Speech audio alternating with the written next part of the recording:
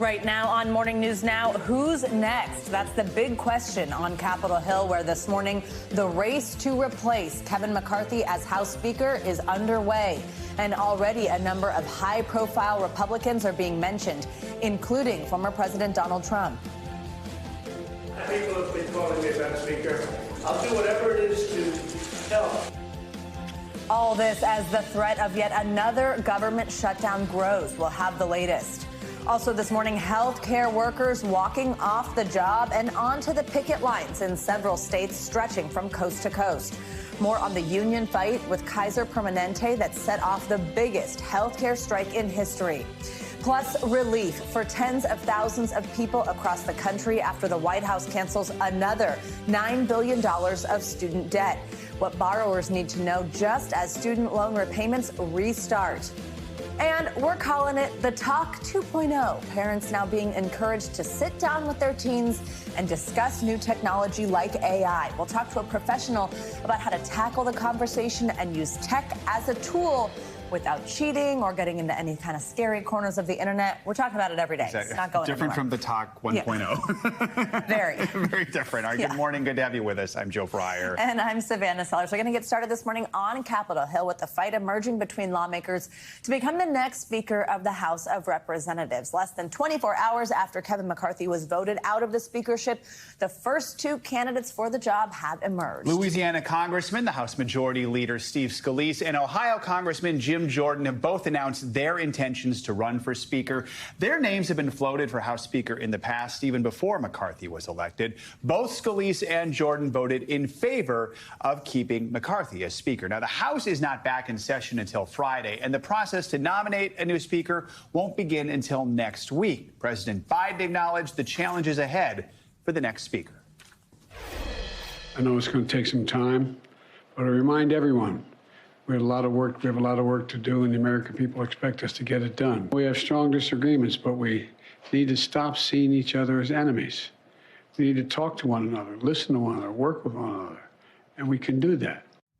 For the latest, let's bring in NBC News congressional correspondent Julie Sirkin. Julie, good morning. So we know both Scalise and Jordan met yesterday with the Texas House delegation. So tell us why that meeting even took place, and then why these two congressmen are saying they're going to run for House Speaker. Yeah, good morning, guys. Well, it's all about numbers in the House. Both of these candidates for Speaker, there could potentially be more in addition to Jordan and Scalise.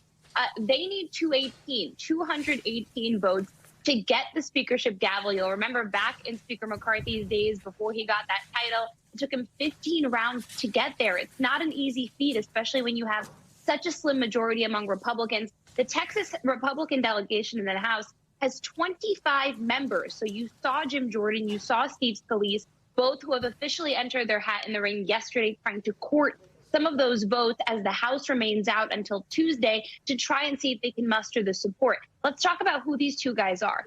Jim Jordan is a big ally of former President Trump. You floated his name for Speaker as well. That's more likely messaging, I'm told, but still some hard right conservatives are floating his name. You heard Trump's response there that he's more focused on running for president, but he'll do what he can to help out. You talk about Jordan, you have to talk about the impeachment inquiry because he wields the gavel on the powerful Judiciary Committee and the Weaponization Committee that was formed in thanks to Speaker McCarthy. These two haven't often got along, but Jordan certainly got what he wanted from McCarthy out of that. Then you go to Steve Scalise. He is the second in line for leadership under McCarthy. He is the Republican leader. He was before this, the whip, the vote counter. He has a lot of support in conference, but these two are certainly different. Take a listen to what they had to say yesterday. Right now, I've been just obviously listening to a lot of members and having a lot of really good conversations about how we keep focusing on the things we need to do to get our country back on track. What I understand is at some point we're going to have to deal with this appropriation process in the right way. And we're going to try to do that in the next, what are we down to, 41 days. The most pressing issue on Americans' mind is not Ukraine.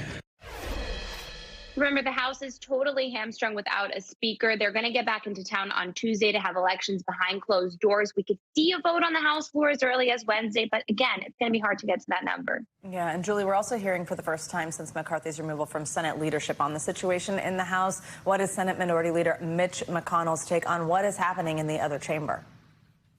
Yeah, I was at that leadership press conference yesterday. He actually addressed this issue before we can even ask him about it. He had some very pointed remarks when it comes to the House. Here's his advice. Take a listen. We'll talk about it on the other side. I hope whoever the next speaker is gets rid of the motion to vacate. I think it makes the speaker's job impossible. And the American people expect us to have a functioning government.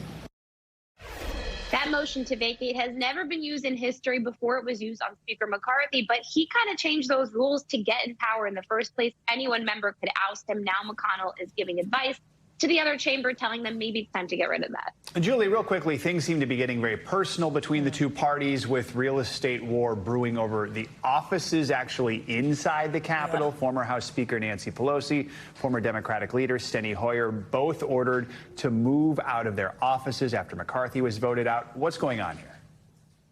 Apparently, according to our sources, this was a joint effort between the former Speaker McCarthy and Speaker Pro Tem Patrick McHenry, who's a close ally of McCarthy. There seems to be some bad blood here because Democrats didn't bail McCarthy out. They voted with those 8 Republicans to kick him out of office, essentially not trying to get involved.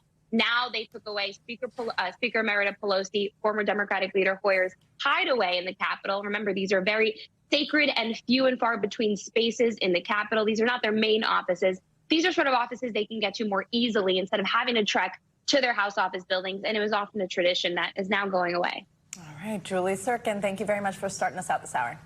Former President Donald Trump's civil fraud trial is continuing today for the first time without him. Trump left New York yesterday after appearing in the courtroom for 3 straight days. He's not expected to return until he's called to testify. As he left, Trump blasted the judge and the Attorney General, Letitia James, calling the case against him, quote, corrupt. Afterwards, James hit back against Trump in her remarks. Listen. We were void of any facts and or any evidence. What they were comments that unfortunately fomented violence, comments that I would describe as race-baiting, comments unfortunately that appeals to the bottom of our humanity. The Donald Trump show is over. This was nothing more than a political stunt, a fundraising stop. Now we can continue to go forward with our trial, and we are confident that justice will be served. MSNBC anchor Lindsay Reiser is back outside the courthouse for us in New York as she's been following this. Hey, Lindsay, so we know Trump has appealed the judge's pre-trial ruling that he and his family business fraudulently inflated the value of several properties in his net worth. That's what we've been talking about all week. So how does this whole appeals process work, and how could it impact the trial? This made huge news last week when the judge issuing that partial summary judgment, essentially finding that the former president liable for fraud. We're here talking about 6 other causes or claims from the Attorney General's office and potential damages. Now, the New York system is kind of tricky. I'm in front of the Supreme Court, which is actually the state court of New York. So Trump's defense attorneys have filed a notice of appeal to the appellate division. That's the first step. And then there's another layer. The highest court in New York is the appeals court. And so right now we're still at that appellate division level. This is really just the first step. Eventually both sides will have a chance to argue in front of a judge. There's no indication, Joe and Savannah, that these proceedings will be affected by that process. So, Lindsay, walk us through what did happen yesterday. We understand the judge was frustrated during the cross-examination of an accountant. What can you tell us about that? Yeah, things got really fiery yesterday. The judge frustrated over the repetitive nature of the cross-examination of Trump's attorneys, of Donald Bender, the former CPA. Essentially, they were going property by property, year by year. The judge saying, can't we lump all of this together? At one point yelling, this is ridiculous, and pounding on the bench. Trump's attorneys, meanwhile, they say that Bender only seemed to recall what the government wanted him to recall, that he was the only CPA and he did not meet that standard. Also, Chris Kise telling the judge he never had to negotiate how to ask questions before. Nothing is expected about this trial. This is a bench trial, so they're only talking to the judge here. But we also heard some testimony yesterday from the second witness, and that is another accountant who is actually introducing for the first time Eric and Don Jr., the former president's adult sons, into the conversation. They're defendants in this case. They had signed off on a financial statement or essentially a letter of engagement with the accounting firm for 2021. And so that witness has stepped off. We could hear from that person again in cross-examination. Today, we're expecting to hear more cross-examination from Bender as well. Joe and Savannah. And Lindsay, before we let you go, what can we expect from today's proceedings? And Joe mentioned a moment ago, after those 3 straight days in court, the former president's not expected to be there until he does testify. Do we know when that might be? Right. He has left. He's back in Florida. And so we have a potential witness list from the AG's office. There's not a guarantee that everybody on that witness list is going to testify, including the former president himself. But he says he will testify at the appropriate time. So either they'll call him or his defense attorneys will. But it's not indicated that will be anytime soon. Once Bender wraps, if that's today or tomorrow, we expect to hear from a man named Jeffrey McConney of the Trump Organization. He's the controller, a senior VP who can talk about some of the financials. He testified in a tax fraud case last year against the Trump Organization. Joe and Savannah. All right, Lindsay Reiser in Lower Manhattan. Lindsay, thank you. We are now in day 2 of what may be the biggest healthcare strike in history. Tens of thousands of Kaiser Permanente workers walked off the job nationwide for 3 days after their contract expired, demanding better pay and more staffing help. NBC's Tom Costello has the story. Walking the picket lines from Virginia to California, Colorado to the Pacific Northwest, pharmacists, optometrists, vocational nurses, x-ray and lab technicians demanding more pay and more staff. 75,000 Kaiser Permanente employees, the biggest healthcare strike in history. The union says many of Kaiser's 13 million patients often wait months to see a doc. The wait times in the ER have skyrocketed. People are in there for 6, 8 hours just before they can even get seen. That's not quality health care. Most doctors and RNs are not on strike. Kaiser's ERs and hospitals remain open, though it's now delaying some elective procedures. In California, Tiffany Young's 17-month-old son, Caden, was supposed to have tubes placed in his ears to relieve chronic ear infections and severe pain. Now it's been postponed till December. He's just in pain, and it's horrible to see him. And I know, like, it's a minor surgery, but to a parent and seeing your baby hit his ears and crying, it's heartbreaking. Kaiser says it's working on its staffing crisis, but pay remains the biggest sticking point. What our union partners are asking for is exponentially larger than what we are able to commit to do to be good stewards to our members and to their dollars. But in Virginia, pharmacist David Hawa says inflation is affecting everyone's lives. We're living in a more expensive world, and for that, we need better compensation. Our thanks to Tom Costello for that report. The pandemic aggravated staffing shortages and burnout, of course, as we all remember. That's been building for years. Well, now workers believe they might have that leverage to demand change. In other news this morning, the White House has announced it is erasing another $9 billion of federal student loan debt. The additional relief is expected to help another 125,000 Americans. It brings the Biden administration's total approved debt cancellation to $127 billion, impacting nearly 3.6 million Americans. This kind of relief is life-changing for individuals and their families, but it's good for our economy as a whole as well. By freeing millions of Americans from the crushing burden of student debt, it means they can go and get their lives in order. They can think about buying a house. They can start a business. They can be starting a family. This matters. For more, we're joined by NBC News White House correspondent Mike Memoli. So, Mike, we know this has been a hot topic for some time now. The Biden administration would love to forgive even more debt for people. So who's impacted by this move? How quickly will it impact them? Yeah, that's right, Joe. This has been a top priority for the Biden administration and for a lot of top Democrats. And what the White House is saying is that thanks to some technical corrections and some reforms to existing programs, you're going to see federal borrowers benefit in 3 broad categories. You have the biggest category, those who benefit from the public service loan forgiveness. Those are teachers, firefighters, those who work in public service or nonprofits. They're also going to be benefiting those because of an income-driven repayment program. The White House had announced a more generous calculation in which you pay a lower percentage of your monthly income now under this program. And others are also through those who have permanent disabilities. The White House saying they've been able to match records with the Social Security Administration to expand the universe of those who benefit. Now, you mentioned the headline numbers, 120,000, $9.2 billion dollars now being forgiven. The president saying yesterday he spoke to two people who will benefit from this recalculation, a pair of public school teachers in a swing state, we should mention, Wisconsin, who were paying $800 a month on their student loans and now will be able to put that money toward retirement. Yeah, so we're kind of touching on this right now, what it means for people to have this canceled. And this does come just days after federal student loan repayments had kicked in again for the first time in over 3 years. What has that new reality been like for people?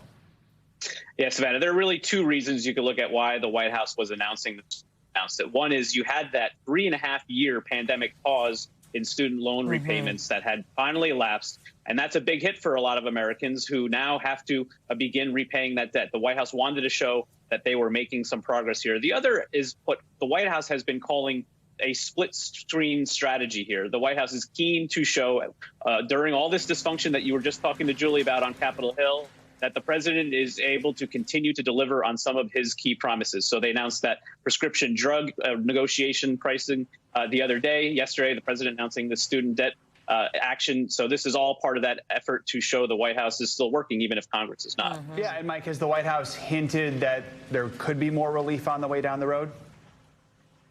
Yeah, Joe, I'll apologize for using a little bit of Washington speak here. We remember the president had announced that program that would forgive up to $20,000 of debt for many Americans that was thrown out by the Supreme Court. This is now going through a rulemaking process. The president announcing yesterday that that process has begun to move forward. We don't have a timetable for when that new program might be realized, but consider the really different impacts here in scale. You talked about some $9 billion in debt that was forgiven by what the president announced yesterday. If this new program were to go through and were to pass legal muster, because you know it'll be challenged again in the Supreme Court, we're talking about 43 million Americans benefiting, up to $400 billion in student debt that could be forgiven. That's much different in scale, but the White House hopes to see that program through next year, an election year. All right. Mike Memoli, thank you so much. Well, the Powerball jackpot has reached an estimated $1.4 billion after nobody matched all 6 numbers Wednesday night. There's not been a winning ticket sold since July 19th. The next drawing is Saturday night, and no matter how big or small the prize, the odds of winning the jackpot remain around 1 in 300 million. It's so shocking, that story we did yesterday didn't help anybody win. I know. I thought we were going to have a winner after that advice that we gave. Exactly. Just look it up. Yeah. I guess I didn't win. I won't even look at my tickets. So, all right, a cold front is heading east, which could mean some cooler temperatures for parts of the country. Here's meteorologist Angie Lastman with your morning news now weather. Hi, Angie. Good morning. Hi. Good morning, guys. We're rounding out our work week with some changes here for Thursday and Friday for the eastern, really third of the country. Let's talk about exactly what we've got on deck. We're still going to be warm across the Northeast today, so still fairly quiet, still going to feel pretty summer-like in some spots. A little farther to the west, though, you can see the showers and storms that'll be impacting folks from the Great Lakes all the way down to the Gulf Coast. That's the cold front that's going to offer up change for a lot of folks here in the next 48 hours, basically. Here's how it moves across that region here over the next 24 hours, though. This is through the day today. You can see this is about 8 p.m. this evening. Plenty of rain stretched from, again, Michigan all the way down to Texas. We could see some heavy rain, especially down through the south, where we've already seen some flooding concerns across places like Texas this morning. That line of storms will continue working well off to the east here as we get through the next 24 hours beyond that into your Friday, and it'll bring some kind of scattered showers to parts of the Northeast. Now, that's just a taste of the rain that's to come for folks in New England. We'll have more rain on the way here as we get to Saturday, but a heads up, behind that, we're going to have much cooler conditions, especially for the Midwest, starting to tomorrow. We'll show you those temperatures in a moment, but look what happens. We've got Philippe, likely will be a post-tropical storm by that time, post-tropical cyclone by that time, but either way, it's still going to bring some impactful rain up through portions of New England, especially as we get closer to Saturday evening. We'll see the center of that system start to come on shore. Here's where it is right now, 445 miles north of St. Thomas. It is going to impact folks in Bermuda. You can see Bermuda way up there to the north. It's got winds at 40 miles per hour, so it is hanging on to tropical storm strength right now, and it is expected to maybe gain a little more strength before it sort of weakens by the time it approaches Atlantic Canada or the Northeast or New England for the United States. That doesn't happen until the overnight hours, really, of Saturday into Sunday. But between now and then, we've got a couple chances at rain. Those scattered showers that I showed you for tomorrow, thanks to the cold front that we're dealing with.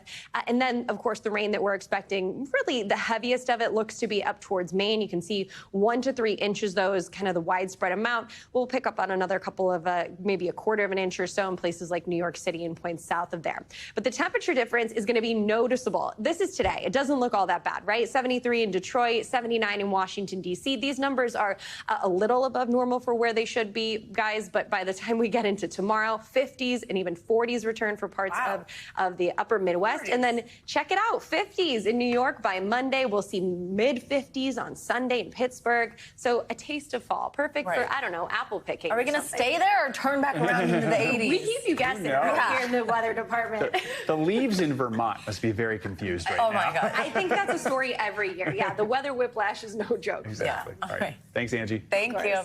There is much more ahead here on Morning News Now. After the break, it was a real-life murder turned true crime hit. Now the man at the center of the Serial podcast is heading back to court after his conviction was overturned. We'll get the latest on the case. Plus, breaking overnight from the southern border, the White House giving the green light to continue construction on a border wall as the migrant crisis grows. We'll be right back.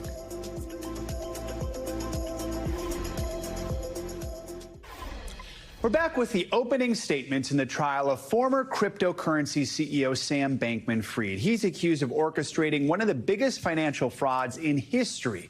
CNBC's Kate Rooney has been following this story from the beginning and has the latest. A year ago, Sam Bankman-Fried was running a multi-billion-dollar cryptocurrency empire. He sat in a Manhattan courtroom as opening statements began in his criminal fraud trial. The once floppy-haired billionaire, known for wearing cargo shorts and tube socks, in a gray suit and tie, with noticeably shorter hair after nearly 2 months, awaiting trial in federal custody. I'm getting into crypto with FTX. You in? The 31-year-old founded and ran FTX, endorsed by several A-list celebrities, which at its peak was one of the world's largest cryptocurrency exchanges. But the company imploded late last year, the government describing that empire as a house of cards. Prosecutors alleging Bankman-Fried funneled billions of customer funds from FTX and used them to buy penthouses in the Bahamas, make political donations, and bail out bad bets at his hedge fund. Prosecutors told the jury he knowingly lied to customers and tried to cover up the scheme. Prosecutors know that they probably won't be able to explain cryptocurrency completely to this jury. So instead, they're going to distill it down to a simple case of fraud. Bankman-Fried has pleaded not guilty to 7 criminal counts of fraud and conspiracy. His lawyers tainted him as a hard-working nerd who was acting in good faith and made what he thought were fair business decisions, adding that it's not a crime to run a company into bankruptcy or to pay Tom Brady to be in your commercials. I didn't ever try to commit fraud on anyone. I didn't knowingly commingle funds. Last year, after FTX fell apart, but before his arrest, Bankman-Fried sat down with CNBC's Andrew Ross Sorkin. I made a lot of mistakes or things I would give anything to be able to do over again. Our thanks to Kate Rooney for that report. Well, while FTX insiders that lived with Bankman-Fried in the Bahamas are expected to take the stand, there is no word if Bankman-Fried will take the stand himself. We will let you know and be watching. Well, there's a chance to remember this real-life murder story that was the focus of a podcast that swept the nation. Well, this morning, the case against Adnan Syed will head to the Maryland Supreme Court. There's a lot to follow here, so let's get you up to speed. Syed was convicted of murdering his high school girlfriend, Heyman Lee, back in 1999. About 14 years after that, the podcast Serial raised serious doubts about some of the facts surrounding the case. So then, fast forward to 2022, a judge overturned Syed's conviction and ordered his release from prison after prosecutors argued that his conviction was flawed.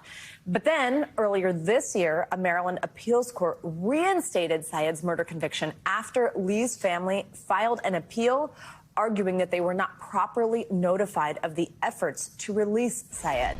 For more, we're joined by civil rights attorney and former prosecutor, NBC News legal analyst Kristen Gibbons-Fed. And Kristen, thanks for being here. I hope I just made that as confusing as possible in the least way, because I know there's a lot to follow here. So just help us understand here what it is that the Lee's family is asking for, and also kind of what that means. This almost sounds like a procedural thing that means that he was back rather than something actually happening here in terms of evidence or the actual case. You laid it out quite beautifully, actually. The core of today's hearing is actually going to revolve around the arguments set forth by the Lee family. particularly her brother, Mr. Lee. Mr. Lee is essentially asserting that he had a right to appear in person at the hearing that took place where Mr. Syed's conviction was overturned. He only got 1 day's notice, and because he lived across the nation over in California, he didn't feel like that was adequate. He did attend via Zoom, but he said that that was not an adequate opportunity for him to participate. It then went up, as you stated, and the courts agreed with Mr. Lee. They said, yeah, he did have a right to attend, but he doesn't have a right to participate. So today we're going to determine whether or not they're going to side fully with Mr. Lee and let him participate fully in this hearing. So basically it's going to be an argument that delves into the nuanced territory of whether the victim's rights is really going to play here in today's court's proceedings. Absolutely, nuanced territory, good way to put it. So Syed's original conviction was overturned, as I mentioned, but this is after the prosecution said that it failed to turn over evidence that could have helped him at trial. Given that background, the way that he even ended up getting out in the first place, is there a chance here now that he ends up going back to prison? I mean, what does this mean about the actual evidence that was presented? It all depends on the legal arguments that are made. But in my opinion, based on the pleadings that I've read that are set forth by Mr. Lee and Mr. Syed's parties, it's very unlikely that he's going back to jail.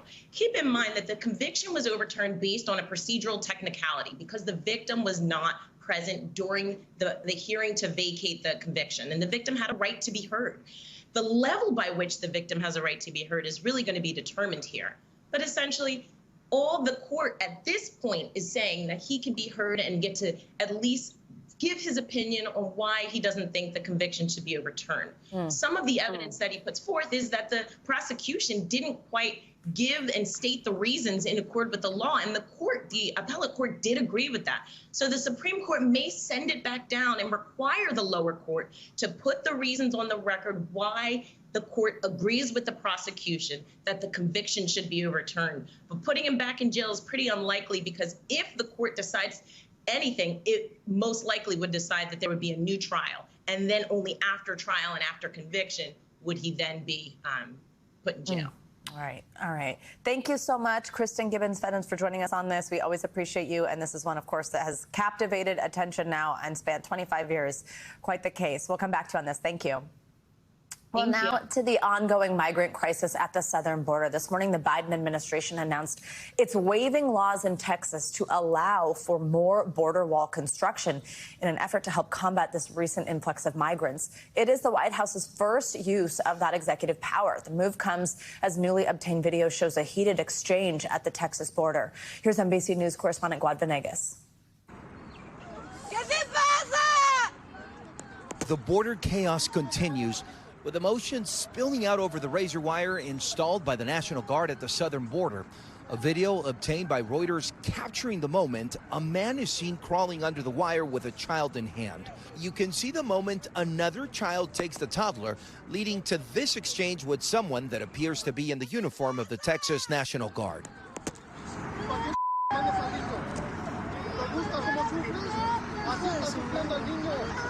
The video appears to be filmed from the Mexican side of the border in Juarez last week.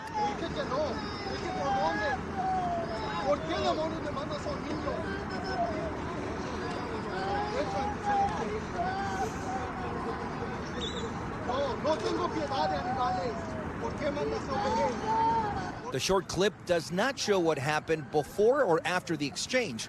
The Texas Military Department did not respond to our request for comment, but for weeks, Republican lawmakers have addressed holes in the barbed wire that have allowed migrants to enter the country. And people are coming over here despite the concertina wire because they know they're going to get through, because there's areas in the wire where they can come through. Nothing has changed here except for this. The numbers are going through the roof right now. Activists say it highlights the growing humanitarian crisis. How do you feel about this interaction? What is your opinion about what you see in the video? And I think it speaks to how borders get militarized when human rights are not centered. And essentially, it's all about enforcement and not meeting people and ensuring that their basic human needs are being met.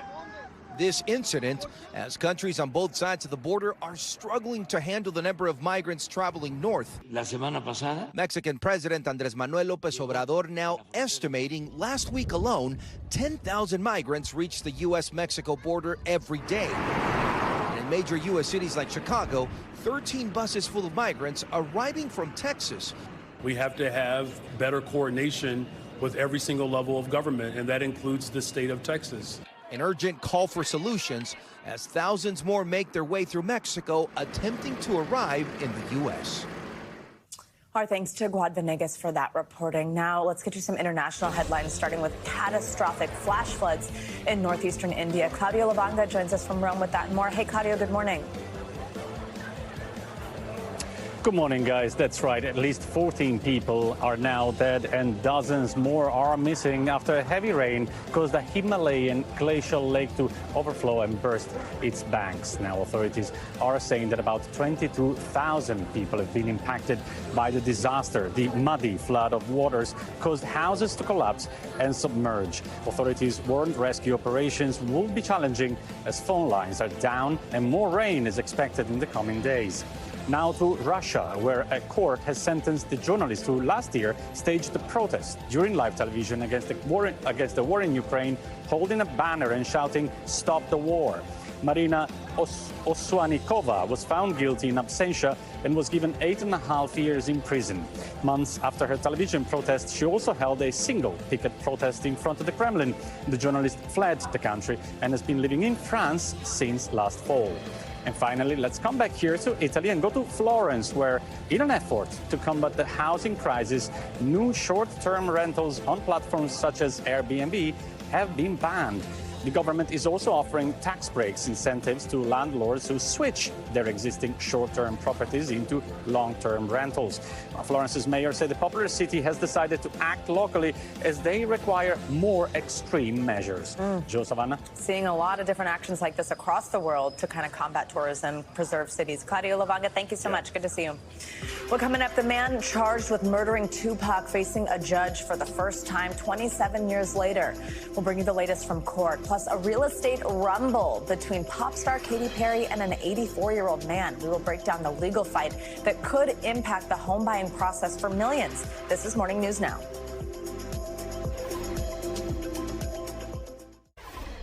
We are back now with the case against the man charged in the 1996 murder of rap legend Tupac Shakur. Dwayne Davis appeared in court for the first time yesterday. And this morning, we're also getting a look at the newly revealed evidence prosecutors showed to the grand jury. Here's NBC News national correspondent Miguel Almaguer.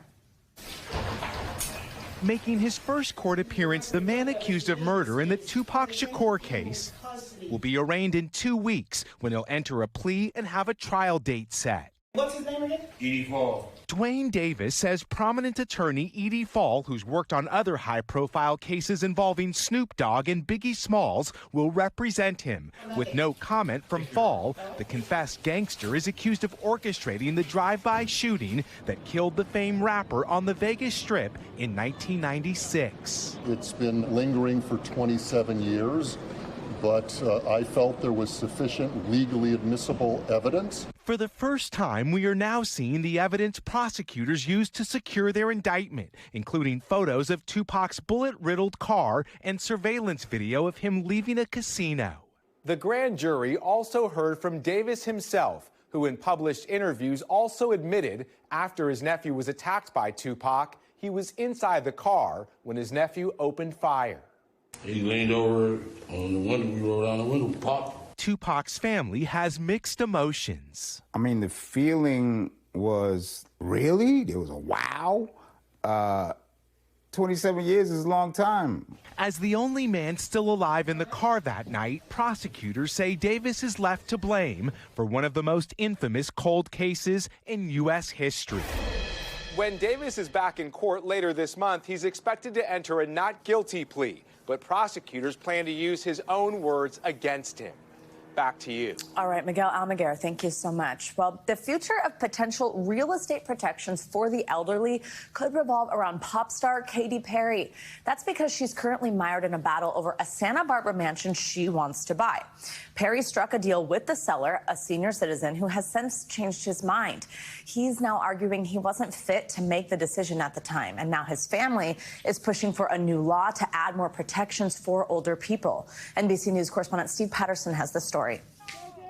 The queen of the camp, fighting for a $15 million house she wants to call home, of course, in California.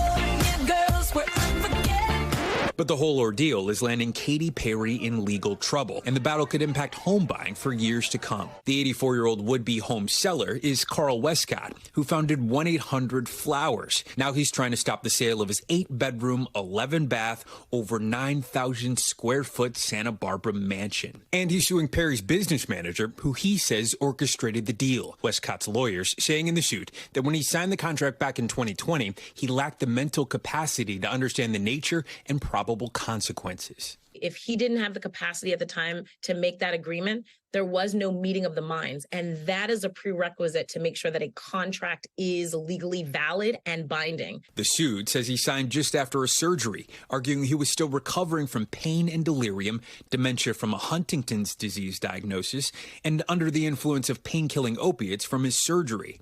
Within days, he wanted the deal unwound, despite the fact that, according to the suit, Perry offered him almost $4 million more than he bought the house for less than 2 months before, all cash. Perry now countersuing for more than $5 million, both for the rent she could not make on this house and expenses from her current house since she hasn't been able to move in. The Westcotts want Perry to testify on the issue of damages, and the court is requiring just that. We reached out to Perry's representatives for comment, but have not heard back. This isn't the first time Perry has been in a real estate battle with elderly people. Back in 2015, she wanted to buy a former Hilltop convent for about $15 million from the Archdiocese, but a group of nuns wanted to sell to someone else. Perry ended up prevailing in court, bankrupting the nuns. Although the sale appears to have fallen through, one of the nuns passed away at 89 years old during the legal proceedings. And now, Perry's challenges are blowing up. Now, Westcott's family is pushing for a new law to protect older people across the country from potential real estate exploitation. They're calling it the Perry Act, also known as the Protecting Elder Realty for Retirement Years Act. It would allow anyone over the age of 75 a 72-hour period to change their minds about parting ways with their property without any penalty. It all boils down to allowing seniors to have that extra layer of protection so that they can fully scrutinize the decisions that they're making. Westcott's son telling NBC News in a statement he hopes lawmakers will adopt protections so what happened to my father will never happen to anyone else's aging parents or grandparents ever again. Our thanks to Steve Patterson for that comprehensive report here. Well, for her part, Katy Perry has said in testimony that she and her husband, Orlando Bloom, love the home, and they even sent a letter to Westcott saying they wanted to raise their children there. Certainly one to keep an eye on. Definitely. Well, coming up, caught on camera, a violent confrontation between a man with a gun and a mother in her car with her 2 kids in the backseat. We'll show you what happened and how she was able to get away. And a new challenge for parents of teens about technology, from concerns about AI cheating to spotting misinformation online. We're going to check in with a professional for tips on how to tackle the subject. Stay with us. This is Morning News Now.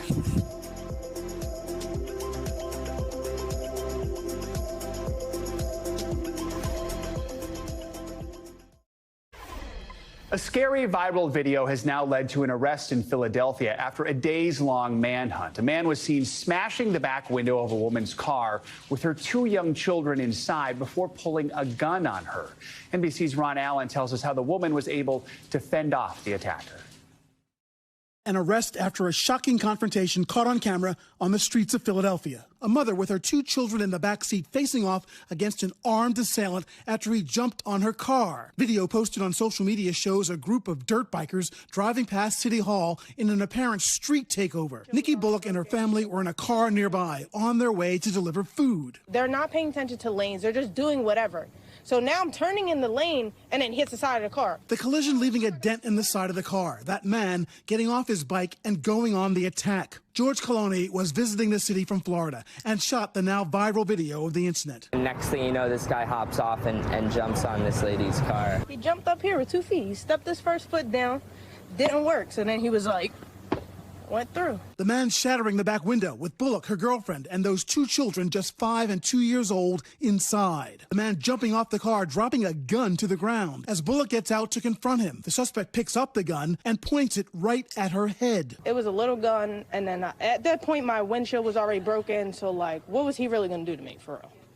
So I just start going off. The two squaring off on the street, the attacker headbutting Bullock before getting back on his bike. Bullock pushing him back down before he drove away. She's then seen taking one of her children out of the vehicle before walking away from the scene. For him to take it that far is just out of control. I mean, to the point where like many people could have died in the middle of in an instant. This afternoon, police announcing the arrest of Cody Herron, now facing felony charges of aggravated assault. Herron has not yet entered a plea. Police had previously used images of the alleged attacker, highlighting his firearm, tattoos, and helmet decal, hoping to get tips. Today, prosecutors releasing new images of his gun and helmet, seeming to match the one seen in the video. Despicable behavior when you see an individual that feels that it's okay to jump up on a car and smash the back window with a young lady inside with her 2 children, not going to be tolerated. A first step toward accountability after an incident that could have ended very differently. I'm just grateful that my kids are okay. There's not a scratch on them. It was just the simple fact that I had kids in the car. That's why I jumped out like that. That's why I reacted like that. It was just to protect them, honestly. All right, thanks to Ron Allen for that story. Well, authorities search for the suspect. The district attorney points out that these street takeovers are especially tough for police. It's because they can't conduct high-speed chases without endangering pedestrians nearby. Wow. All right, financial headlines now. Retail giant Walmart is now leaning on AI to help its shoppers. There it is again. Sense of theme here. CNBC's Silvana Henao joins us with that and other money news. Silvana, good morning. Hey, Joe. Hey, Savannah. Yeah, right. What else, right? Walmart is experimenting with generative AI tools that can help you plan a party or decorate your home. In a demo with TechCrunch, Walmart showed off a shopping assistant, which is launching in the coming weeks. It will allow customers to have a more interactive experience as it can answer specific questions, give personalized suggestions, and share detailed information on a product, such as a costume idea for Halloween. People are buying less food, and Walmart says blame Ozempic.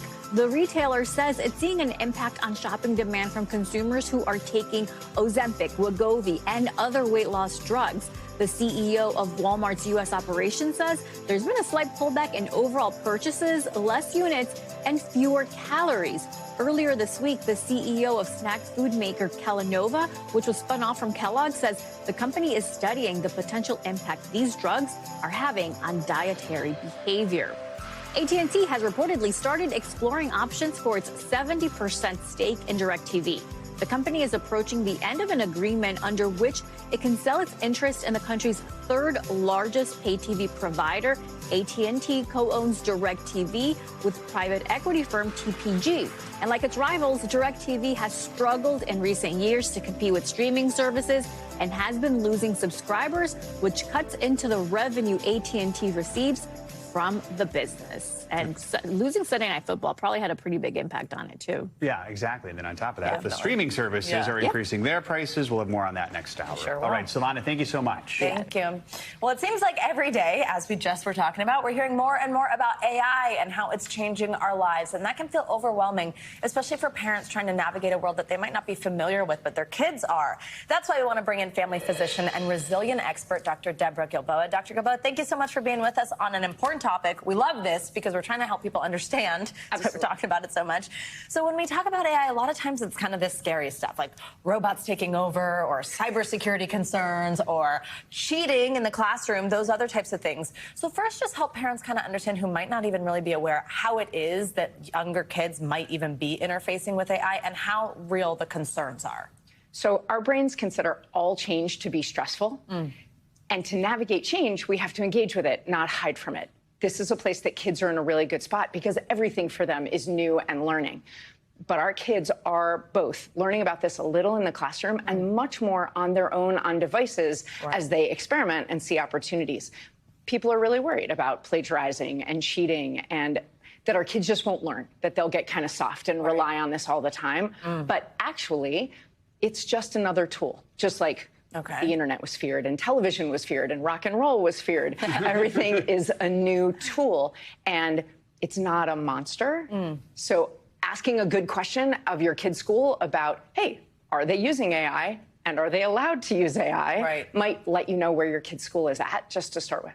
That's a good starting point. I Really think of good. AI, the new rock and roll. Yeah. So, Now we're branding it. Obviously, you argue it can be a positive force. Yeah. Explain how it can be a positive force and that it doesn't cheat kids out of learning by doing their work for them and then they don't get anything out of it. I think it's important to recognize it can be a negative force and it can cheat kids out of learning. But there's a practical reason that it's good that kids are picking it up, and that is in almost any career they go into, they will encounter it. So they need practice while they have teachers, while they have engaged parents to see how to use it and how not to use it.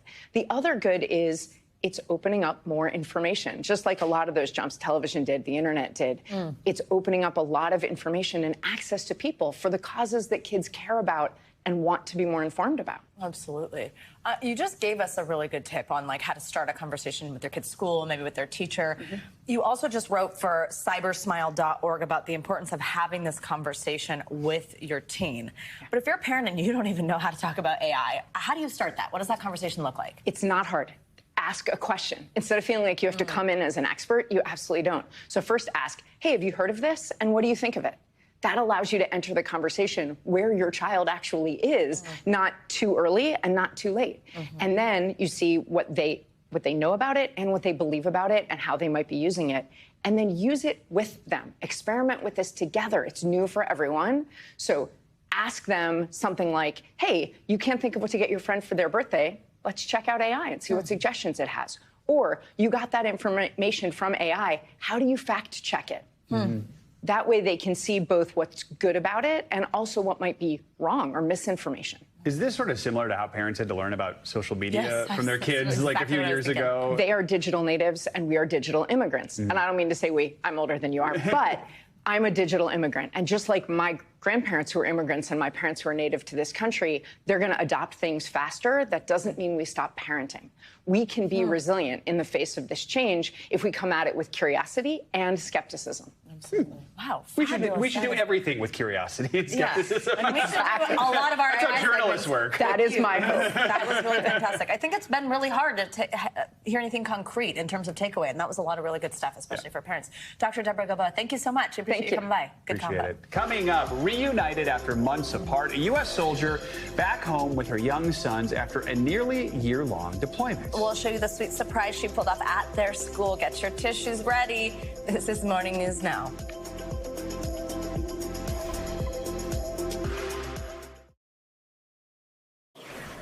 Welcome back to Late Night Talk Shows, back in business after the writers' strike. And now we know when Saturday Night Live is coming back. Season 49, that means we're getting close to 50. It begins a week from Saturday with former cast member Pete Davidson hosting. He's going to be joined by musical guest Ice Spice. And then the following week, Bad Bunny is going to pull double duty as host and musical guest. The entire cast from last season, season 48, is going to return along with one new addition. Chloe Trost joins as a featured player. A lot of people looking forward to that. In case you're wondering about the SAG-AFTRA strike, there's a waiver here, so the SNL performers are allowed to continue on, even if the actors' strike is still going on end of next week.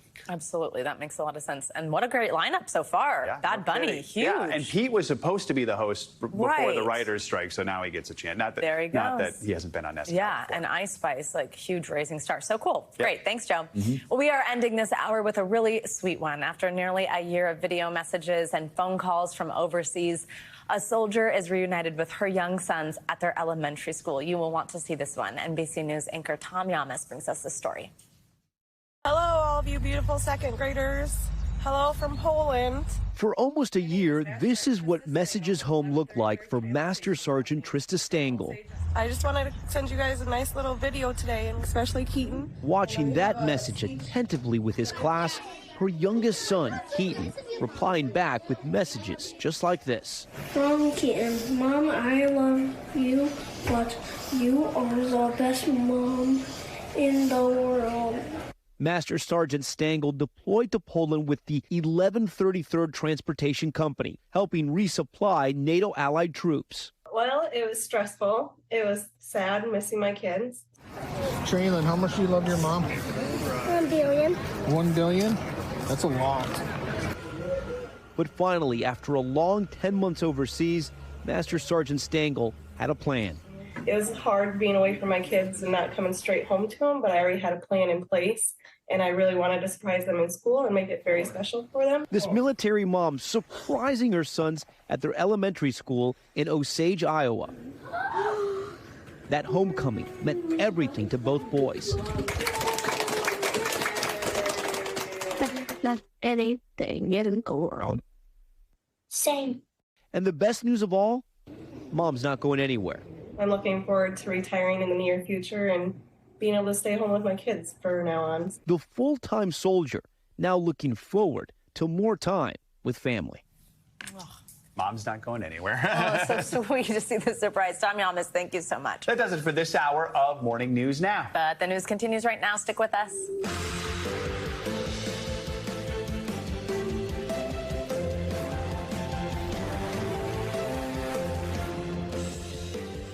Good morning. Thanks for joining us this Thursday. I'm Savannah Sellers. I'm Joe Fryer. Right now on Morning News Now, walk-off. Another key block of American workers taking to the picket lines. This time, tens of thousands of hospital and medical workers at the nation's largest not-for-profit healthcare company, Kaiser Permanente.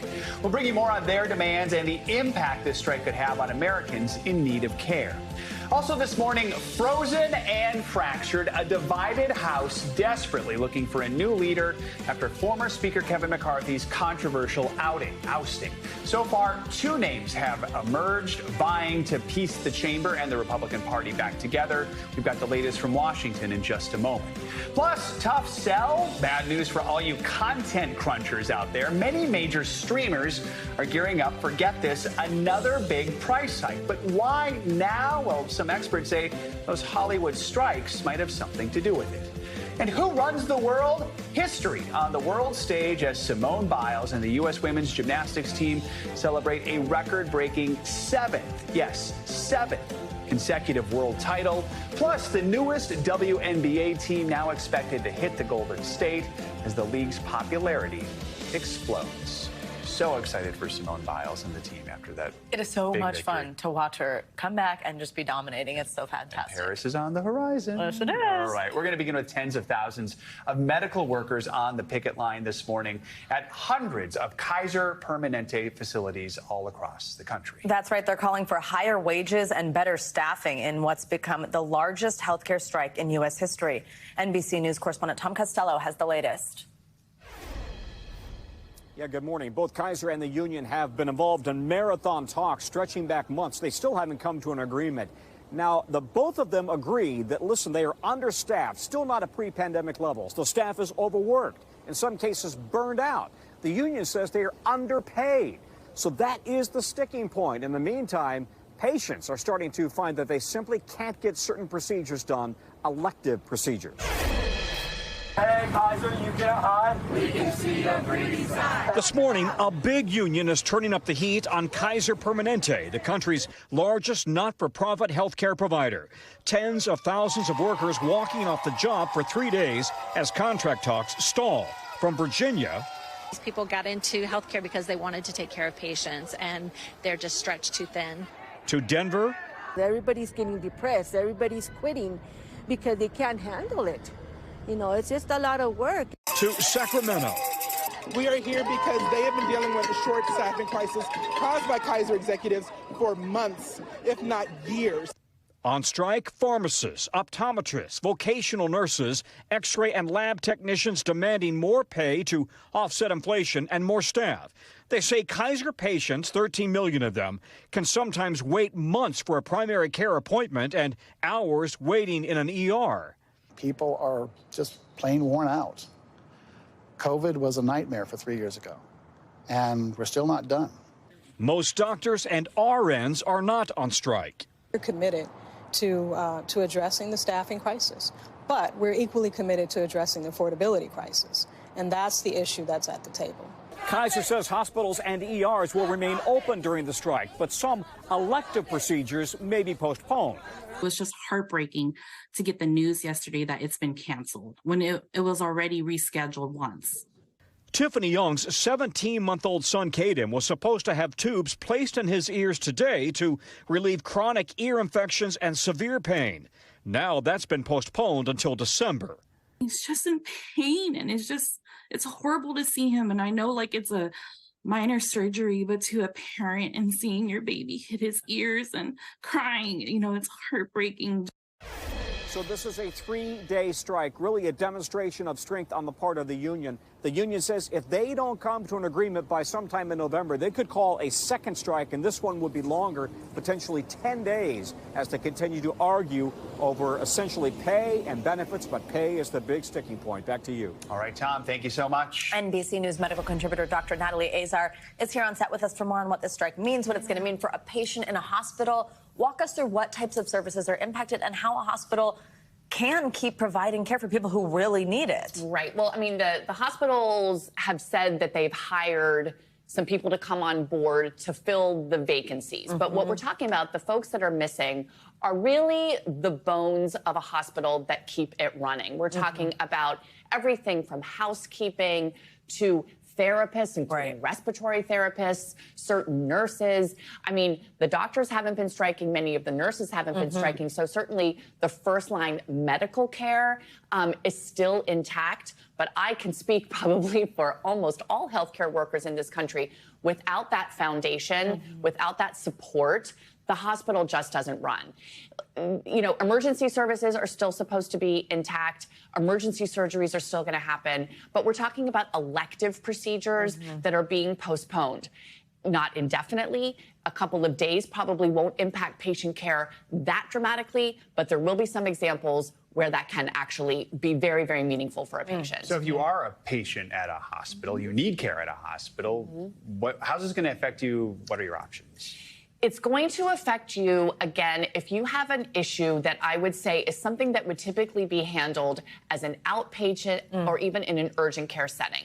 Remember, chest pain, shortness of breath, a bone coming out of, a compound fracture. Those kinds of things are still going to be managed. But there are so many things that are intricate in outpatient care where follow-up CAT scans, blood work, biopsies, things that need to happen with some immediacy, that's the kind of thing that's going to be very stressful to patients. I'm hoping that for the majority of these hospital systems, the strike will be over after 3 days so that those procedures that couldn't get done this week will get bumped, but then there's going to be a backlog, right? Because not only is it the pay that was an issue, it was also about the worker shortage and the staffing shortages. So you're adding on top of that cancellations of 3 days of procedures and stuff. I can tell you guys, that grows into a mountain very, very quickly. Right. I mean, it's not like they can just come next week when they're already full for other people who've probably been on a wait list for a long time. Exactly. Dr. Azar, thank you so much for helping us out on this one.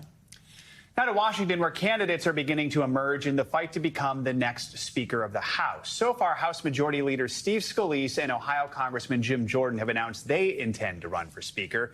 The House won't be in session today, but we could see more candidates materialize in the coming days. Now, this uncertainty over leadership comes with another potential government shutdown just weeks away. NBC News senior Capitol Hill correspondent Garrett Hakes following the latest.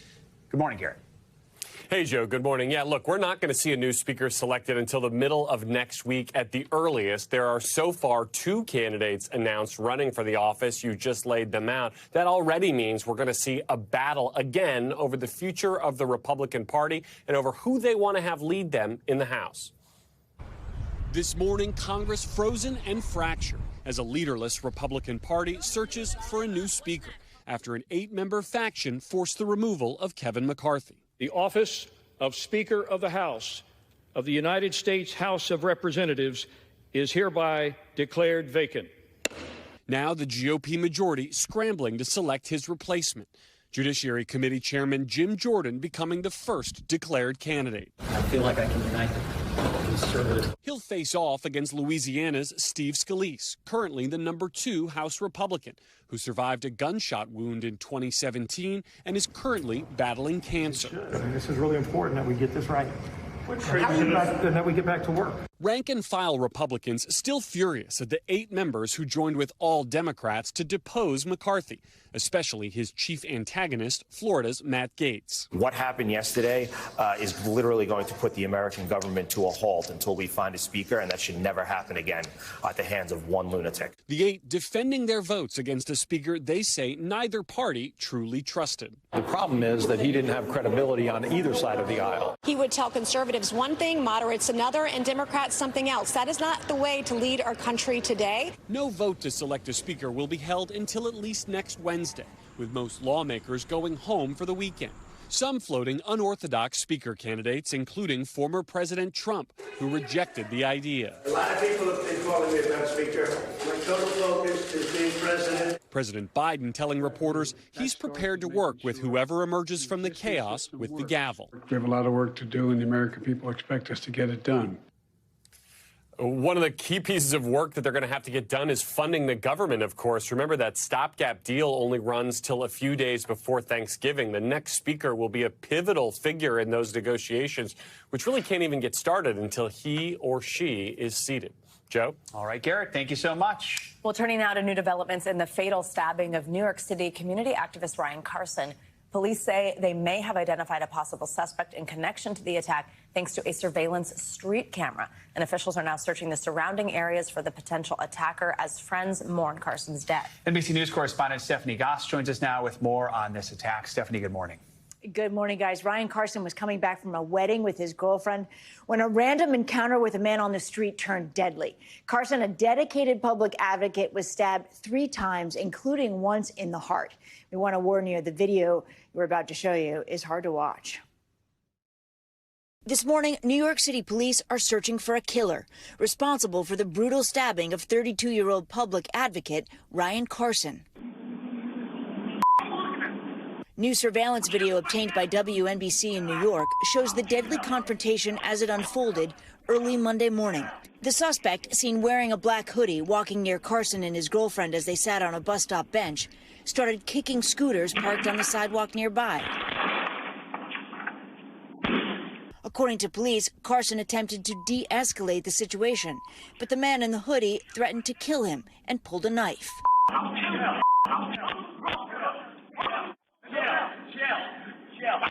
Appearing to run, Carson stumbled. That's when police say the attacker stabbed him 3 times. As Mr. Carson lay dying on the sidewalk, the male with the knife kicks him in the chest, threatens to stab the woman companion. Police say they have a person of interest in the murder. We have received several leads in regards to this case and have developed a suspect. Adding that prior to the stabbing, the suspect was agitated with this woman who they believe is his girlfriend. According to police, she apologized to the couple after arriving to the scene. I'm so sorry. My name is Ryan Thorson Carson. Carson spent years working for the public good, fighting for issues from climate change to social justice. Together, we can end overdose deaths by bringing safe injection facilities to New York State.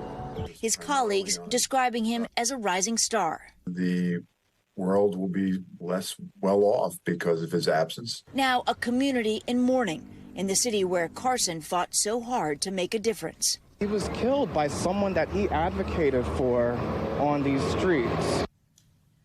The NYPD really left the impression on Wednesday, guys, that they had a lot of evidence in this case and they were very close to making an arrest. They weren't there quite yet. They are still asking the public, though, to come forward if they have any information. Wow, absolutely heartbreaking when you hear all those details. It's a terrible tragedy. Thank you so much. After days of unseasonably warm temperatures, it is finally cooling down. That's right. Angie Lastman is back with us with the latest. Hey, Angie, good morning. Hey, good morning, guys. We got a couple more days of some warmer temperatures in a few spots before a big cool down for a lot of folks. Let's talk about it. Out west, we're still going to be dealing with the heat here for the next couple of days. I'll show you those temperatures in a moment. It'll still remain warm for parts of the Northeast here as we go through the day today. But you see this, that cold front, it's going to make a big difference for the Midwest, for the Northeast, these places that have been feeling like summer for days and days. That's all going to come to an end. It'll be a little more like fall here before you know it. We'll also see some of the showers and thunderstorms accompanying that cold front as it moves a little farther to the east. Out west, we've got 14 million people under these heat advisories. You can see places stretching basically near San Diego, just to the south of Los Angeles, where we're going to see once again temperatures headed to the 90s in a lot of spots. Summer-like still for Thursday, Friday, even into Saturday in LA. We're going to be well into the 90s for most of those days. Bakersfield, similar story there. Even San Francisco running above normal with temperatures in the mid-80s here as we round out our work week. Now we move to the Northeast where, yes, it's been feeling like summer as well. Temperatures have come down slightly. We're still going to make it into the 80s for some folks today. Places like Buffalo, Pittsburgh, Charleston, all into the low 80s, all running 10 to 15 degrees above normal for this time of year. Places a little farther back towards the west and across the Great Lakes, low 70s for Detroit. But look what happens in just 24 hours time. We see this cold front work a little farther to the east. It makes a big difference, especially for places places like Minneapolis, we're into the 50s tomorrow. We're into the 40s for Bismarck. That's an afternoon high, 49 degrees. So we're starting to get kind of in the fall swing of things. It still doesn't completely take shape across parts of the Northeast for tomorrow. We'll still be into the upper 70s in Washington, D.C., low 70s if you look to Boston, but that doesn't last for very long. By the time we get into your Saturday and your Sunday, upper 60s on Saturday, low 60s on Sunday in New York, and then we eventually could get into the upper 50s rather by the time we head into our next work week. So the cooler conditions will settle in. But how about the rain? Here's the cold front. We're going to see the rain potential from really the Great Lakes down to the Gulf Coast through the day today. The good news is we're not talking about a severe weather really outbreak. This is more going to be kind of that nuisance weather, the rain that you'll need the umbrella for and such, especially for that afternoon commute. You'll have to take it a little slow on those slick roads. We've got the rain in the picture for parts of the Northeast tomorrow with some scattered showers. But beyond that, we're going to have to worry about Philippe. It likely will be post-tropical by that time, but even still, it's going to bring a good batch of moisture onshore here as we get into the later parts of your weekend, likely late Saturday into Sunday morning. We'll see some rain working through, and this will be something that could potentially bring us some flooding across parts of New England. We'll have to watch for that here as we get through the rest of our Saturday into Sunday plans, guys. So some cooler air on the horizon, but also that rain, something we'll have to watch for as we head through our weekend plans across the Northeast. All right, another wet weekend. We're getting used to those. Thanks, Angie. Thanks. We've got much more to come here on this hour of Morning News Now, including more trouble for Florida Governor Ron DeSantis and his 2024 campaign. We're talking polling shakeups and money woes in the lead up to those key primaries. We'll bring you the latest. But first, a peculiar political strategy in battleground New Hampshire that could have Democratic voters casting their ballots in the Republican primary. We will explain this all. Stick around. Up next.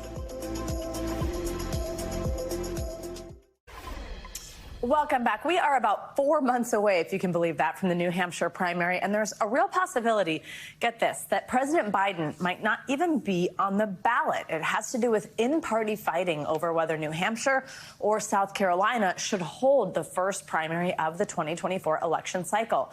NBC News correspondent Noah Pransky explains. Enjoy this 2019 video of Joe Biden filing to run for president in New Hampshire, because this iconic photo op may not happen in 2023. If New Hampshire leaders follow through on their promise to again leapfrog every other state to hold the nation's first primary... We're just doing it the same way we've always done it. Sorry, when New Hampshire leaders follow through on their promise to leapfrog every other state, the president might just leapfrog New Hampshire. He's pledged only to participate in primaries sanctioned by his national party, and New Hampshire is breaking the party's new rules. The Secretary of State here says he hasn't heard a peep yet about the president filing paperwork to get on the ballot. There is a real concern amongst Democrats that if the president doesn't show up and file for the First in the Nation presidential primary, we've got to make sure that we do our part and write the president in. A write-in campaign for the incumbent president of the United States. Matt Wilhelm is New Hampshire's House Democratic leader and one of the orchestrators of the old-school, grassroots-style, door-knocking campaign coming together. You know, just in case it looks like a Democratic long shot like Robert F. Kennedy Jr. or Marianne Williamson might top a Biden-less ballot here. All the Republican candidates are here, and so, you know, they'll have a story coming out of New Hampshire. It's important for the Democrats to do as well. The last time a presidential incumbent snubbed New Hampshire, 1968. Lyndon B. Johnson suggested there shouldn't even be a primary. He didn't file here, and as a write-in candidate, he barely beat an upstart challenger, Eugene McCarthy. Johnson's momentum was derailed. It prompted a guy by the name of Robert F. Kennedy to enter the race, and within weeks, as Johnson flailed and anti-war sentiment grew, the incumbent dropped out of the race. But there are other campaigns also courting New Hampshire Democrats with unusual pitches.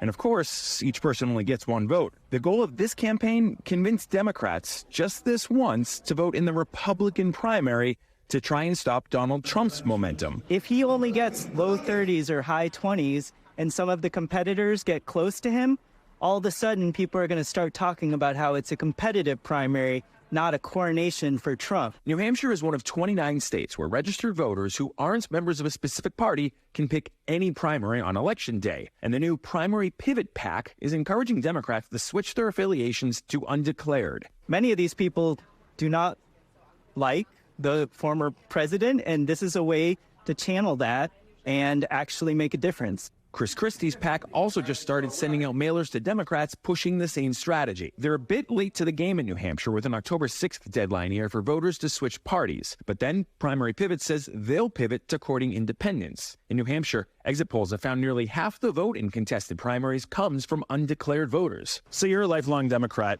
willing to vote Republican this time around for anyone but Trump. Speaks volumes, huh? Noah Pransky, thank you very much for that report, where experts point out that it would take about 50,000 Democrats switching to undeclared, then voting for someone other than Trump to cause an upset in the New Hampshire primary. On the Republican side, in New Hampshire, there's more bad news for Florida Governor Ron DeSantis. Yeah, yesterday, a new survey of likely Republican voters had former South Carolina Governor Nikki Haley surging ahead of DeSantis by 9 percentage points. This is as the Florida governor seems to be running into money troubles as we inch closer to the primaries when voters will actually make their voices heard. NBC News senior national politics reporter John Allen joins us now with more. Good to have you with us. So help us understand. You and your colleagues are reporting that DeSantis' campaign has about $5 million on hand for primary expenses. I would like $5 million, but put that into context for us, how serious of an issue this is when you're trying to run for president. Yeah, good morning, Joe and Savannah. It's a serious issue for DeSantis, in large part because he's trailing by so much versus Donald Trump. He has basically put himself in an all-in Iowa situation. You showed that New Hampshire poll. DeSantis has not been to New Hampshire, the second state on the calendar, or we think the second state on the calendar, for more than a month. So he's all in on Iowa. He's got $5 million in the bank. What he raised was $15 million over 3 months for a joint fundraising committee that feeds into his campaign, and also a leadership political action committee.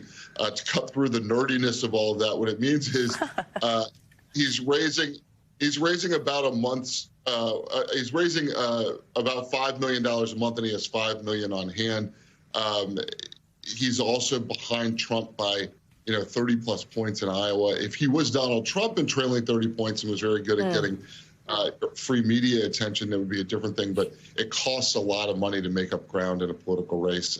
If you're able to do it, it costs a lot of money. And so, he's operating pretty close to the water. If you think about, sort of Icarus getting up high toward the sun and then coming down toward the water, he's right above that water line.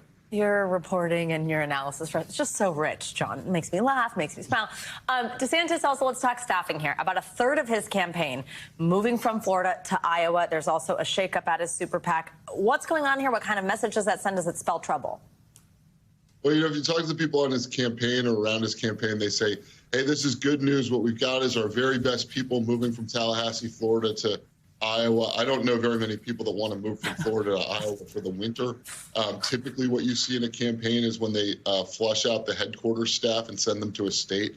It's a sign of a last-ditch effort, a sign of desperation, rather than, say, just hiring more people and sending them to Iowa. But as we were talking about before, they don't have a whole ton of money. So perhaps a little bit cheaper to pay for housing for these folks and pay for the travel for these folks than to just add new people.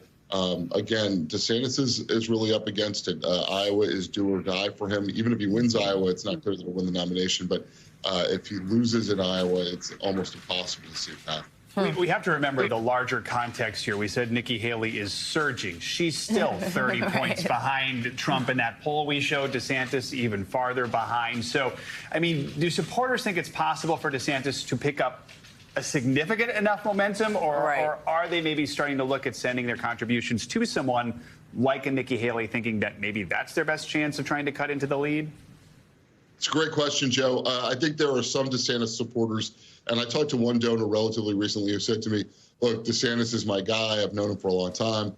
I really care about him. Even if he's running into a dead end, they're going to support him. On the other hand, there are people in the donor class that are looking to see whether they might look at Nikki Haley. There is a big donor conference for a group called the American Opportunity Alliance, which is Harlan Crow and Paul Singer, two billionaires, a couple other people. On October 13th, they're inviting the Haley and DeSantis people to come sing for their supper, basically to compete against each other to see if, who these donors want to give to. So, the argument that DeSantis has had that he's in a one-on-one race with Trump is betrayed by the fact that he and his campaign are going to show up. Well, he not personally, but his campaign will show up to compete with Nikki Haley for these donations. All right. John Allen, appreciate you as always. Thanks for joining us this morning. Thank you. International headlines now, starting with outrage in Iran over an alleged attack on a teenage girl over her hijab. Claudia Lubanga joins us now from Rome with that and more. Hey, Claudia, good morning. Good morning, guys. That's right. Human rights activists are accusing Iran's morality police of assaulting a teenage girl for allegedly not wearing a hijab in a metro station in Tehran. Now, Iran's state-run media shared this CCTV footage in which it says it shows her boarding the train and later back in the platform where she was carried away. NBC News has not verified the authenticity of the video, and surveillance footage from inside the subway train has not been released. Activists say the girl was hospitalized with serious injuries. However, authorities say she fell down due to low blood pressure. We now travel to the UK, where the Prime Minister says the smoking age should rise by 1 year every year. The plan, he says, is so that a child aged 14 today will never be able to buy tobacco. Sunak added, and quote, there is no safe level of smoking. He said members of parliament were to be given a free vote on the idea. According to the Office for National Statistics, currently 1 in 9 18 to 24-year-olds smokes. And finally, an animal lover's favorite, and my favorite too, the 2023 Comedy Wildlife Photo Award finalists have been released or revealed. This year's batch of photos were picked from thousands of amusing entries, from a friendly turtle to a rock star kangaroo. Should the crown go to the monkey using its tail as a fake mustache, or perhaps the cute but serious birds arguing about who is bringing dinner tonight? Winners will be announced on November the 23rd, and my personal favorite, guys, is the air guitar kangaroo. I think the kangaroo. I'm pretty into the monkey with a mustache, though, too. Wow, how fun is that? Oh my God, incredible pictures. Love so those fun. images. Thank you, Claudio. Thanks. Coming up, Team USA once again on top of the world. Simone Biles and the entire women's gymnastics team took home the gold at the World Championships in Belgium despite a shaky start. We've got the highlights after the break. Plus, a new WNBA team could be coming soon. We'll tell you where it's expected to land. That is coming up next on Morning News Now.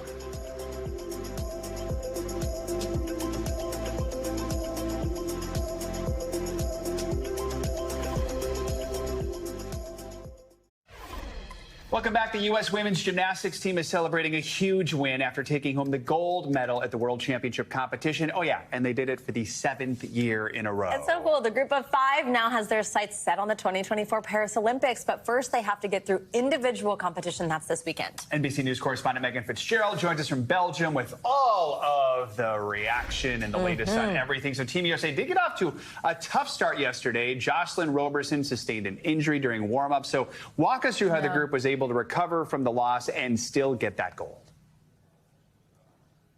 Guys, good to be with you. A really tough start. So we had an opportunity to speak with Jocelyn just a few minutes ago. She said she was feeling good. She was feeling strong. She went out there. She was nailing her events when all of a sudden she gets injured. So now she's out with the left ankle injury. But she said not only did she feel bad about it and she felt upset, but she knew that her teammates would be able to pick up the slack. So then all eyes turn to Leanne Wong. She's the one who steps up and has to cover 2 extra events. She said she was nervous.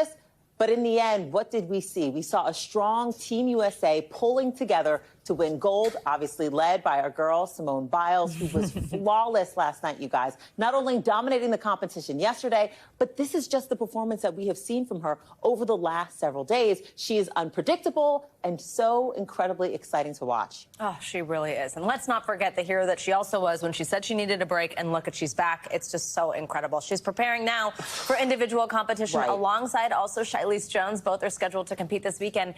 How has her performance been going? Obviously, it seems in the team everything was good, but what about with the individual events? What do we know about how it seems that the competition's shaping up? Yes, so that's a great question as well, because, you know, this is the next phase of the competition, so it's not over yet. Shailene Jones, absolutely the one to watch. She got silver last year in the individual world. Of course, Simone Biles wasn't there. As you mentioned, she takes this 2-year hiatus, comes back, though, better than ever. So all eyes should be on Shailene Jones. I mean, she crushed the uneven bars, even pulling ahead of Biles on that skill. And also, experts believe that she is probably going to be one of the individuals on the Olympic team going to Paris. But there's Simone Biles, the greatest of all time. She just had another skill named after her a couple of days ago, making that 5. She performed one of those 5 skills yesterday. She's just so consistent, and it just makes your mind, I don't even know, how does she do this? She just took 2 years off. She comes back. She's better than ever. She's a veteran at 26 years old, mind you. She's a veteran, and she's just stellar. So, of course, on Sunday, we do suspect that Simone Biles will pull off that gold medal yet again. And then the questions turn to next year, Paris 2024. Yeah. What does this all mean for the team next year at the Olympics?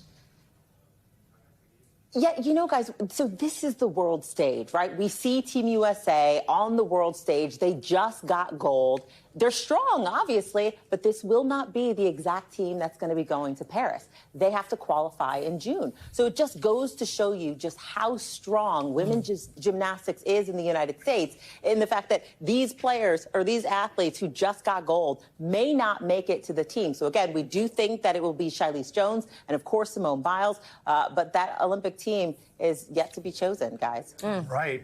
Megan Fitzgerald, thank you so much. Appreciate it. Yeah, and let's stay on sports news. This is cool, too. The Golden State Warriors are expected to make headlines today as they announce that they are bringing in a WNBA expansion team to San Francisco. So, although the deal has not been finalized yet, if the WNBA board votes to approve the team, this will become the league's 13th franchise. Let's bring in WNBA expert Christina Williams for more on this. Hi, good morning. Thank you for being here. Thanks for having me. Really cool news. So I know this has kind of been talked about for years, expanding WNBA, but why now and why here? Right. So the league right now is trying to capitalize on the growing interest of the WNBA. This season alone, we've seen a spike in viewership over 21%. And this 2023 season was the most watched season in over 21 years. So it makes sense to add an expansion team to the Bay Area. Warriors owner Joe Lacob was seen as a pioneer in women's basketball in the late 90s. He was part of a group that helped establish the American Basketball League, and he previously owned a team in the Bay Area. And so this is a great time to expand the league in the Bay Area, as it's also a part of the powerhouse Stanford women's basketball. And in 2025, the league is also looking to renegotiate its media rights deal. So adding a new city could also help increase the league's value, which ultimately will help impact the finances, which helps get players paid more money, and ultimately help improve travel conditions for the league. And the Bay Area loves basketball, so it's a good place. So what would be the league's plan for this? How soon could we see the new team? Yeah. WNBA Commissioner Kathy Engelbert said that this is a process that could take up to 18 months.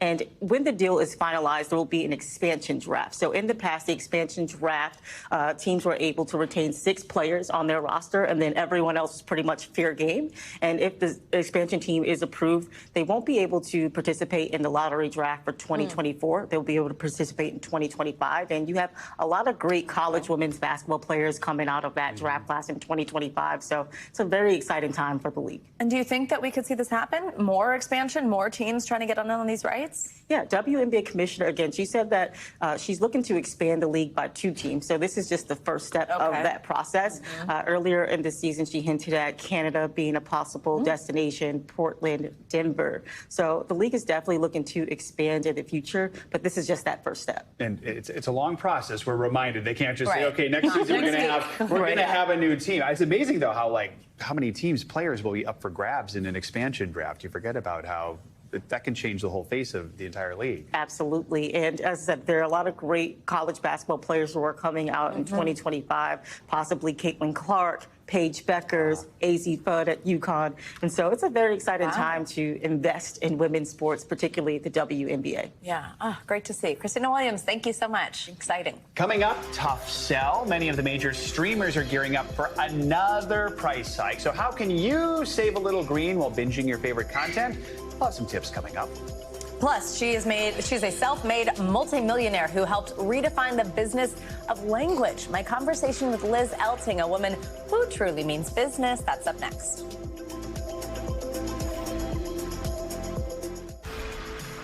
We're back with financial headlines, starting with some new economic data and the latest read on unemployment. CNBC's Silvana Henao joins us with that and other money headlines. Silvana, good morning. Hey, Joe, good morning. Yep, we are just getting the latest snapshot on the U.S. economy and labor market. Jobless claims. Well, let's start with this. The U.S. labor market has held strong in September as it came to a close with initial filings for unemployment benefits totaling 207,000 for the week ended September 30th. That's up just 2,000 from the previous period. All right, Disney World is introducing a half-price offer for children's dining plans and theme park tickets. The deal, which is part of a hotel package, will be available on November 14th. And this will be for travel between March and June, and it applies to children between the ages of 3 and 9 with the purchase of a non-discounted 4-day, 4-night stay at select Disney World hotels. The offer comes as Disney is trying to boost business at its theme parks. On the company's most recent earnings call, CEO Bob Iger said they've seen softer performance at Disney World. Popeyes takes down Colonel Sanders and KFC to become the #2 chicken chain in the U.S. Chick-fil-A remains king a decade after it knocked KFC out of the top spot. Barclays says both Popeyes and KFC have lost market share to Chick-fil-A over the past year. It now controls about 45% of the market. And while Chick-fil-A is still closed on Sundays, industry experts credit its customer service, its short menu, and efficient drive-through for its success, guys. I still see a very long line at the Popeyes drive-thru whenever I drive past it. I just know my heart's with KFC because that's the first time I ever experienced a spork. And it was a magical moment. Right? So. Me too. My heart is also with KFC. My heart is also with KFC. Silvana, thank you so much. Sure thing. In other business news, many streaming companies recently announced they are raising the cost of some of their subscription plans. It comes as Americans are already trying to cut costs. And get this, a recent survey found people are paying an average of $219 a month for subscription services, a number that will likely grow. Binging bills are about to see another bump. Is this really happening? Major streamers have announced price increases for nearly every premium plan, and subscribers are seething. I just opened my Hulu, and they're raising their prices to $17.99 a month. What are we paying for? Starting next week, ad-free tiers of Hulu and Disney Plus will cost an extra $3 a month, while NBC Universal-owned Peacock has already raised the price for both of its subscription plans by as much as $2, and Netflix could be next. The Wall Street Journal reports, according to people familiar with the matter, the streaming giant is looking into charging more for its ad-free service after the Hollywood actors' strike ends. While Netflix declined our request for comment, industry experts say the move to increase prices is no plot twist. These price hikes are really about taking these services that are losing a lot of money and trying to make them profitable. And the fact that it coincides with the end of the strikes is not a coincidence. With studios and streamers looking to end the more than 90-day-long actors' strike, experts say the new contracts with SAG-AFTRA and the Writers' Union could cost Hollywood hundreds of millions of dollars. Some customers feel they're having to foot the bill. The immediate reaction is anger because it's like, how much more can you possibly ask from us? These higher prices may just be the beginning. Next year, more streamers are expected to crack down on password sharing. During an earnings call, Disney CEO Bob Iger said they'll address the issue in 2024. The company owns streaming services Hulu, ESPN Plus, and Disney Plus. It comes after Netflix said it shut down on sharing, helped it add nearly 6 million new subscribers. Now, with the actors' strike putting Hollywood on hold, studios are hoping to keep revenue streaming. One way to save money is to look into subscription bundles, either through the streamers themselves or through your cell phone or internet provider. But keep in mind, many of these price hikes are for those premium tiers, so if it's too costly, it might be a good time to downgrade. Ooh. Whew, absolutely. Good tips, Joe. Well, now to the latest edition in our series, Women Mean Business. And any young entrepreneurs might want to grab a pen and a notepad and take some notes here, because today we are featuring Liz Elting, founder and CEO of the Elizabeth Elting Foundation. Elting turned her dream into a reality, building the largest language solutions company in the world from the ground up. Here's her story. By the end of high school, Liz Elting had lived in 3 countries and studied 4 languages. So by the time she was working at a translation company in her 20s, she knew there was room for improvement in the industry. So after getting her MBA from NYU, Liz co-founded TransPerfect, a prominent language solutions company. The risk paid off. With Elting at the helm, the company grew into a $1 billion business. After selling her half, Liz has focused on giving back. Through the Elizabeth Elting Foundation, she champions economic, social, and political equality for women and marginalized people. She also hopes to inspire female entrepreneurs and mothers to chase their dreams. As she writes in her new book, "If you tell me I can't do something, I'll want to do it that much more." Liz Elting is a woman who means business. Okay, how much do you love that last part? If you tell me I can't do something, I'm going to want to do it more. I love that. Liz Elting, founder and CEO of Elizabeth Elting Foundation, joins us now. Also the author of Dream Big and Win, out just a couple weeks ago. Congratulations. Thank you so much, Savannah. It's wonderful to be here. Thanks so much for having me. You are so welcome. And we're going to dig into the book in just a minute. But first, I just want to kind of go back to before the book, before the foundation, and before kind of the inception of TransPerfect, this absolutely explosive company that you built and then ended up selling. I know it's sort of born out of an NYU business school dorm room, and a conversation with your dad really kind of cemented you jumping, as you write about in your book. Walk us through taking that risk and what it was like. I mean, I think a lot of people are like, language solutions, what does that mean? How do you build a company out of that? How'd you do it?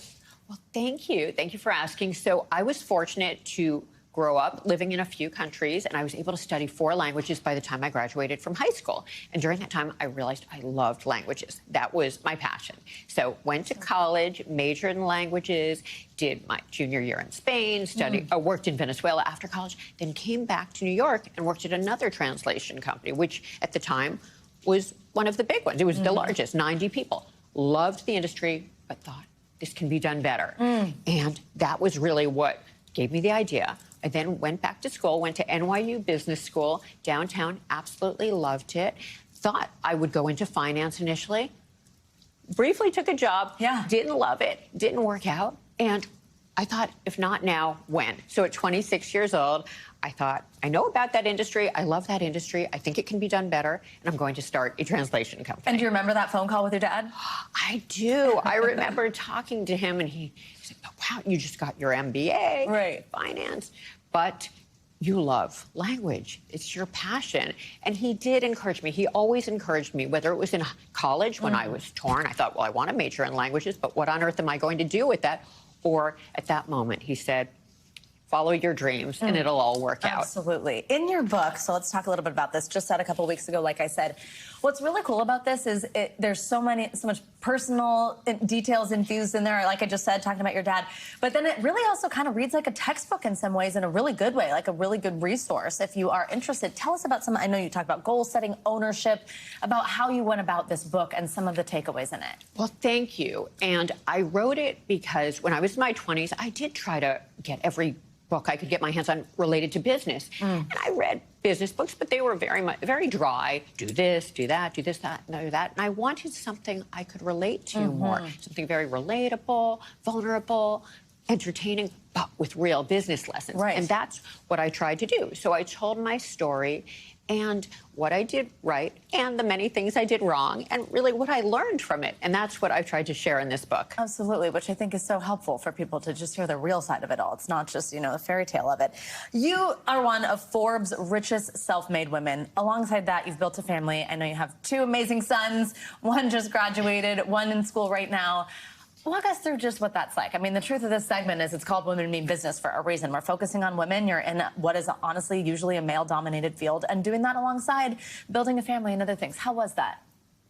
I think I went through what every working mom goes through. That I loved what I was doing. I felt like I needed to remain doing what I'm doing, both for my family, for the people at my second family, my company, and just, it was necessary. but I felt guilty every day. That's how we feel.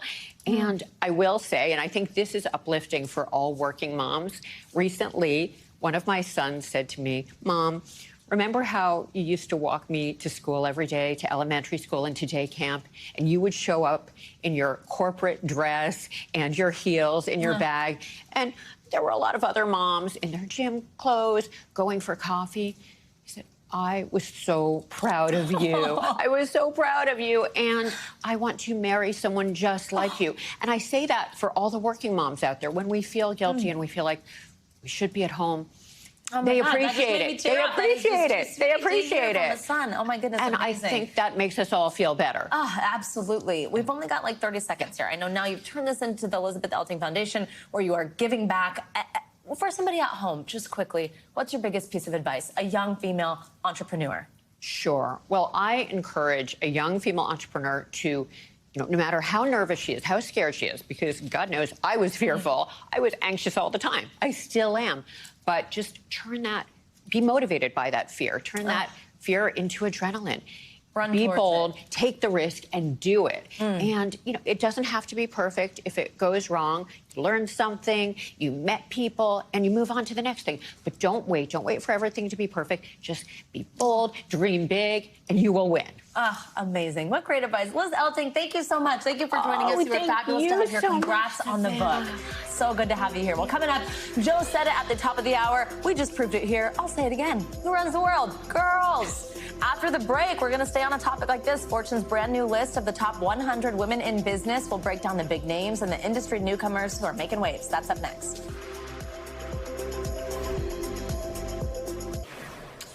Welcome back. Well, maybe you've been noticing how much the NFL has been focusing on Taylor Swift, headed to Travis Kelce's NFL games.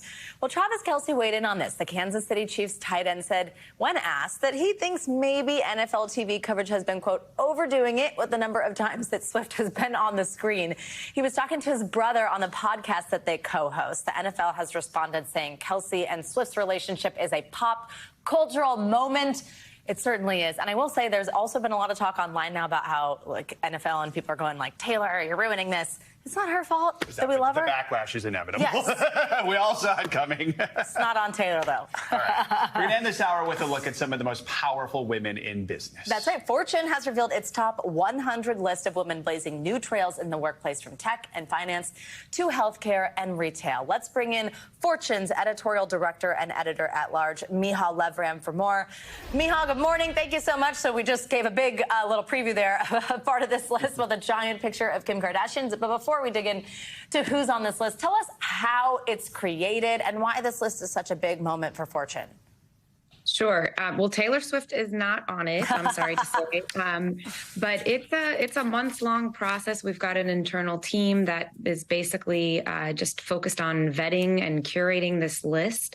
It's a process that includes both submissions that come in from various companies and our reporters going out and seeking these women.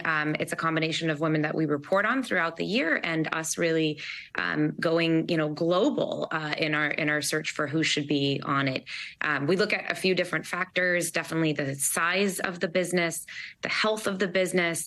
We also look at a woman's influence outside of her company and sort of how she's using her power. Those are a little bit harder to quantify, but those are all factors that we're looking at. All right, so let's take a look at who made the list. That was, by the way, actual size of Kim Kardashian. She's 12 feet tall. Who are some of the standout newcomers, and what names are back in the top 5 women in business? Okay, so the top women, very top of the list at number 1 is Karen Lynch, the CEO of CVS. Again, that's 3 years in a row, but there's a reason for that. CVS brings in more than $300 billion in annual revenue, has 300,000 employees, so it is massive. Mary Barra, Julie Sweet, those are all kind of regular. So the very tippy top of the list has not shifted too much, but we do have 53 newcomers. out of the 100 women on the list. So that's a really remarkable statistic.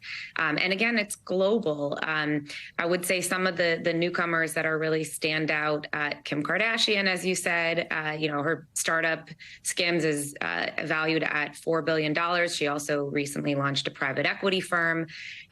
Clearly a legitimate businesswoman at this point, in case anybody has any doubt. Mira Murati, the CTO of OpenAI, and as you probably know, that's the company that brought us ChatGPT and kind of ushered in this whole generative AI revolution. She's on the list for the first time, so lots of newcomers. Wow, yeah. And I know that we're going to get a look sort of here with Fortune exclusively, I think, at that private equity jump, which is pretty interesting. Let's also talk, for Kim Kardashian, let's also talk big picture here. So women making these great strides in the office, more women taking up the CEO role. What trends are you seeing, though, among women in these high power positions? And how does that really kind of reflect the realities women face in the workforce generally? We just got about 45 seconds or so. I will say real quick, it's a mixed bag. We're seeing more women than ever, running Fortune 500 companies, more women than ever on board positions. But that said, it kind of depends on who you ask. I mean, there are some trends that we're seeing heading downwards. And I should note, there are still only 2 Black women running Fortune 500 companies. That is an important note, and definitely something that needs to change. Obviously, improvement to be made, but great that you're putting a focus on this list and making it a moment. Michal Levrem, thank you so much for joining us, and congrats on this list. Thank you so much. It's going to do it for this hour of Morning News Now. But the news continues right now. Don't go anywhere.